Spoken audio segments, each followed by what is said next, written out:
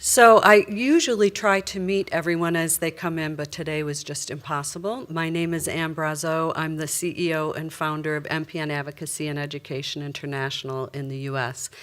Several months ago, well, first of all, several years ago, I met Ken Young, basically online, and not in that way. We met through our patient groups. I was working with the MPN Research Foundation in Chicago, Illinois, in the U.S., and was there for 9 years, and Ken had MPD Oz, and so we naturally became colleagues. And then several months ago, while out of country, I met Yolanda Visser, who is with the MPN-AA, and we discussed also last summer are coming here and hosting an event with the MPN Alliance Australia's support.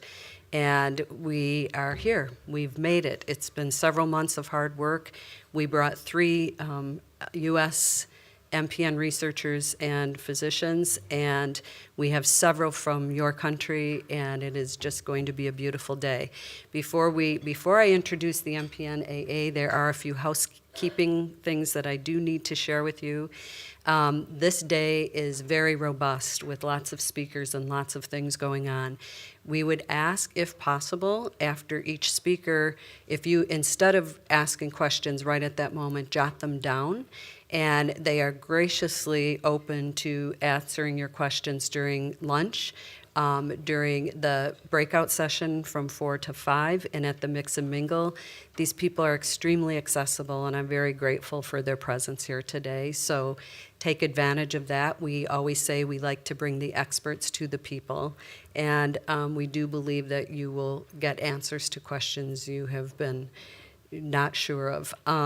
At this juncture, I would like to introduce my colleagues and my new partners who I absolutely adore, and they're doing great work here volunteering. The MPN-AA members, Laura Chapman, Yolanda Visser, Angela Willett, Sue Taylor, Natalie Cook, and of course Ken Young. And please give them a round of applause.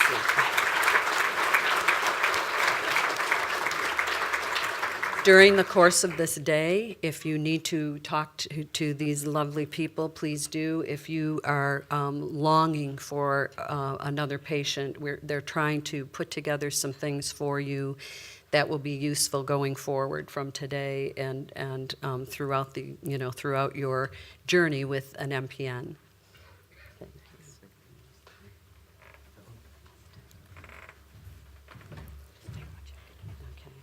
I am very quickly going to just give you a little information about who we are in the U.S. and again, it's MPN Advocacy and Education International. I've known Dr. Ruben Mesa for many, many years. I cover my gray, but he's starting to, never mind. Anyway, so Dr. Mesa has had agreed 4 years ago to be my scientific advisor, and he is a frequent speaker at our events, and we adore him. And our goals at MPN Advocacy and Education are to provide as many resources as possible for MPN patients and caregivers, and actually anyone in the MPN community. We provide quality educational programs. The caliber of speakers we bring are amazing. They are experts in the field, and I would like to add that they generously give of their time and information. I rarely get a no when we invite them to our events in the U.S., so you can imagine how thrilled I was when we were able to bring 3 to Australia. We are a huge advocacy support system in the U.S. We are working on many different issues right now with Vietnam veterans who were exposed to Agent Orange.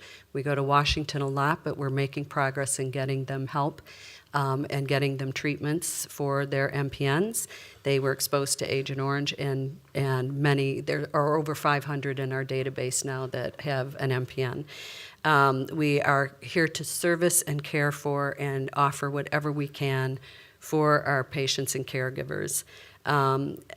Obviously, our commitment is to make sure that you know about what quality care is available, the treatment accessibility if you can't get your treatment. In our country, it's mostly ruxolitinib and others, and we will go to bat for our patients to try to make sure that they get the quality care and treatment they deserve. We always try to keep people up to date on current clinical trials and every bit of information pertinent to you. This is just a list of our advocacy issues or initiatives. We began a Women in MPN program 3 years ago. After many years, I've been in this field since 2005, talked to patients every day, recognized there was a great need to look at the particular issues women face with an MPN. I talked about helping with the veterans. We're addressing the growing population in our country with pediatric MPN patients and we'll do our first program in 2017 for young adults and children. And of course, in our country, Medicare or Medicaid patients sometimes have difficulty getting access to drug. And I won't take too much more time. I've already talked about that. You can certainly ask me questions through the course of the day if you have them. But one thing I do want to talk about and address very quickly are the myths about MPNs. So, it used to be the average age was up there, between 60 and 70, something like that. We are consistently seeing younger people being diagnosed with MPNs, and we're not sure if that is because more people are getting CBCs and there's an awareness that has grown to pay attention to that. The survival and life expectancy, you'll hear from these experts that, it's not as bleak as it used to be, or at least it used to be printed that, you had 3 to 5 years. Your future is not as bleak as it was presented years ago. Is it an orphan disease? We in our country, it's the World Health Organization considers an orphan disease 200,000 or less.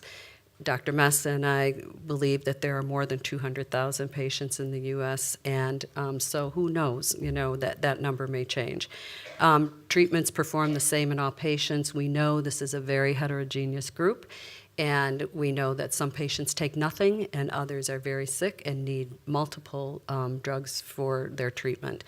Men and women have the same experience. We know for sure that isn't true. Surgeries do not require special care in our country. You will see in your packet we gave you an emergency card.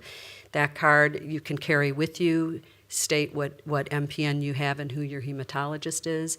That is for an emergency, but even when you have a surgery an elective surgery, you really should bring your whole team together to make sure that you're getting proper care and treatment during and after your surgery.